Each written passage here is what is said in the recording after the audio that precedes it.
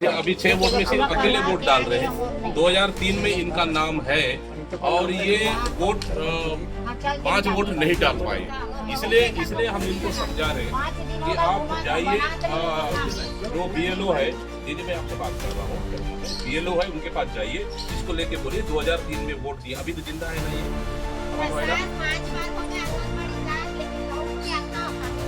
4 से 5 परिवार ऐसा मिले जो पिछले समय वोट दे चुके या 2003 में उसका नाम नहीं है, 2003 में उसका नाम है लेकिन अभी वोट में वो नहीं है। मतलब इस तरह से SIR में कहीं ना कहीं गड़बड़ियां चल रही है और कवर्धा शहर में बड़ा वोट चोरी का यहाँ अंदेशा, बड़ा वोट चोरी करने का मुझे लगता है इरादा है। इसलिए मैं तमाम हमारे कांग्रेस कार्यकर्ताओं को यहाँ निगरानी रखने के लिए निर्देश दिया। यहाँ ऐसा स्थिति है कि शिक्षक एक तो मतदाता को खोज रहे हैं, मतदाताओं के साथ साथ अब कुत्ता पकड़ने का ड्यूटी लग गया है। मुझे लगता है कि प्रदेश में भारतीय जनता पार्टी के बहुत सारे लोग खाली बैठे हैं, उनको स्कूलों में ड्यूटी लगा देना चाहिए। बुजुर्ग हमारी माता का कहना था कि बिजली बिल बहुत ज्यादा आ रहा है। हमारी सरकार में 400 यूनिट तक बिजली बिल फ्री ऑफ था, आप बिजली बिल था 400 यूनिट तक। और इस सरकार आते साथ 4 बार बिजली का रेट बढ़ाया। प्रदेश के कहीं किसी भी क्षेत्र में 5वीं अनुसूचित क्षेत्र हो, अगर कोई भी बड़ा प्रोजेक्ट अगर लगा रहे हैं वहां ग्राम सभा अनिवार्य है, ग्राम सभा का पालन होना चाहिए। लेकिन सरकार किसी निजी उद्योगपति, किसी अपने चहेते मित्रों को फायदा पहुंचाने के लिए ग्राम सभा को दरकिनार। हरियाणा में वोट चोरी सरकार बनी है, बिहार में वोट चोरी से सरकार बनी है और आपका महाराष्ट्र में वोट चोरी सरकार बनी है, क्योंकि चुनाव आयोग पूरी तरह से भारतीय जनता पार्टी को पूरी तरह से खुल के मदद कर रही है। इसलिए वोट चोरी की यह सरकार है। PCC चीफ दीपक बैज जो है कवर्धा दौरे पर हैं और SIR का पूर्ण निरीक्षण करने के लिए डोर टू डोर जो है वो जा रहे हैं, जनसंपर्क कर रहे हैं। हम लोग उससे चर्चा करेंगे क्या जो है माहौल है, क्या निरीक्षण कर रहे हैं, क्या देख रहे हैं, इन सभी विषयों पर हम लोग चर्चा करेंगे। दीपक बैज जी हमारे साथ हैं। सर, आप पूर्ण निरीक्षण करने के लिए आए हैं कवर्धा दौरे पर। बिल्कुल, SIR चल रहा है पूरे प्रदेश में और उसके तहत आज हम लोग डोर टू डोर घूम रहे हैं कवर्धा ये शहर में। करीबन हम लोग 10 घर आसपास घूम चुके हैं, 10 से 15 घर। लगभग 4 से 5 परिवार ऐसा मिले जो पिछले समय वोट दे चुके या 2003 में उसका नाम नहीं है, 2003 में उसका नाम है लेकिन अभी वोट में वो नहीं है। मतलब इस तरह से SIR में कहीं ना कहीं गड़बड़ियां चल रही है और BLO से हमारी बात हुई। BLO एक बार फार्म बांट चुके हैं, उसके बाद आंगनबाड़ी में जाके बैठे हैं। मतलब जितना मदद मिलना चाहिए मतदाताओं को उतना मदद नहीं मिल पा रहा है, ये चिंताजनक है। और कहीं ना कहीं मुझे लग रहा है कि कवर्धा शहर में जानबूझकर यहाँ पे मतदाताओं का वोट को नहीं जोड़ा जा रहा है या काटा गया है। ये गंभीर विषय है, इसलिए चुनाव आयोग को यहाँ पे विशेष रूप से ध्यान देना चाहिए। सर, शिक्षकों को भी लगाए हैं ड्यूटी पर और शिक्षकों को एक और ड्यूटी पर लगाए जो कुत्ते आसपास घूम, उसको भी उन लोगों को भी। अब यहाँ ऐसा स्थिति है कि शिक्षक एक तो मतदाता को खोज रहे हैं, मतदाताओं के साथ साथ अब कुत्ता पकड़ने का ड्यूटी लग गया है। मुझे लगता है कि प्रदेश में भारतीय जनता पार्टी के बहुत सारे लोग खाली बैठे हैं, उनको स्कूलों में ड्यूटी लगा देना चाहिए। मतलब इस तरह से पॉलिसी मुझे लगता है सरकार का समझ से परे है। सर, धान खरीदने में भी अब शिक्षक अब मतदाता के पास जाएंगे या शिक्षक स्कूलों में पढ़ाएंगे या फिर वो सिर्फ या फिर कुत्ता पकड़ेंगे। धान खरीदी को लेकर भी बेहद समस्या आ रही है सर। धान खरीदी केंद्र बुरी तरह से प्रभावित है और बिल्कुल हो नहीं रहा है। कल आपके कवर्धा शहर में हम लोग आज हैं, यहाँ पे उप मुख्यमंत्री विजय शर्मा जी को तो ग्रामीणों ने पूरी तरह से घेर लिया था और उन्हें जवाब देना मुश्किल हो रहा था। इसी तरह का प्रदेश अध्यक्ष भारतीय जनता पार्टी उनको भी ग्रामीणों ने घेर लिया था। मतलब पूरी तरह से सरकार का जो योजनाएं हैं, धान खरीदी हो या फिर कुछ जमीन तक पहुंच नहीं पाई है, अव्यवस्था पूरी तरह से फैली हुई है। उसी का नतीजा है कि हम मतदाता तक पहुंच रहे हैं और उनसे जानने का हम प्रयास कर रहे हैं। सर, एक लास्ट सवाल। दलदली में जो है बक्साइट खनन हो रहा है सर, और ग्रामीण ऐसा आरोप लगाना है कि बिना ग्राम सेवक मतलब ग्राम सभा के उन लोग। देखिए, सिर्फ दलदली की बात नहीं, प्रदेश के कहीं किसी भी क्षेत्र में 5वीं अनुसूचित क्षेत्र हो, अगर कोई भी बड़ा प्रोजेक्ट अगर लगा रहे हैं वहां ग्राम सभा अनिवार्य है, ग्राम सभा का पालन होना चाहिए।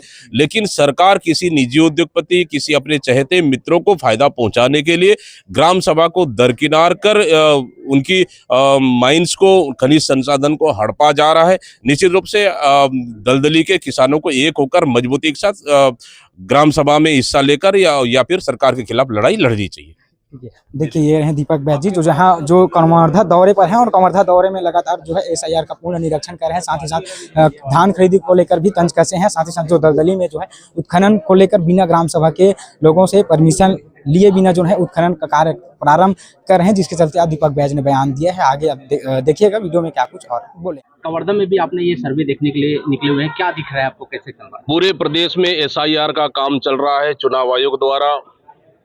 उसी तरह से पूरे प्रदेश में छत्तीसगढ़ प्रदेश कांग्रेस कमेटी एसआईआर को लेकर निगरानी बनाई हुई है। स्वयं मैं आज कवर्धा शहर में एसआईआर का काम को लेकर हम लोगों ने एक वार्ड नंबर 11 वार्ड नंबर 16 के मतदाताओं के बीच में हम लोग घूम रहे हैं, जा रहे हैं और पूछ रहे हैं उनको डोर टू डोर, क्या आपके पास फॉर्म आया, क्या बीएलओ आए, क्या आप लोग पास कितने वोट हैं, पूरे फॉर्म भरे क्या। लगभग हम लोग 20 घरों में अभी तक घूम चुके हैं। एक घर में तो हमें 2003 का मतदाता सूची में उनका नाम है, उनका पति का, लेकिन अभी उनका नाम नहीं है। नंबर 1। नंबर 2, एक घर में 6 वोटर है, 1 वोट उनका नाम है, 6 वोटर का नाम ही नहीं है। उसके बाद इसी तरह से और कई घरों में मिले। अब एक घर में हम लोगों ने देखे, उनके घर में 7 वोट है, 7 वोट में 7 फॉर्म उन्होंने भर के जमा भी कर दिए, लेकिन बीएलओ ने जो पावती देते हैं वो पावती के ने उस फॉर्म में पूरी तरह से कोरा रखा, नाम तक ना भरा, नाम तक नहीं भरा है उन्होंने, मतदाता नंबर तक नहीं भरा ना उन्होंने, और ना ही सिग्नेचर भी उनका नाम नहीं है। मतलब सोच लीजिए कि किस तरह से एसआईआर चल रहा है अपना कवर्धा शहर में, उसको अंदाजा लगा सकते हैं। कई लोगों का वोट में नाम ही नहीं है, 3 में नाम है, इधर नाम नहीं है, कई लोगों का फॉर्म में पावती में दस्तखत तक नहीं है।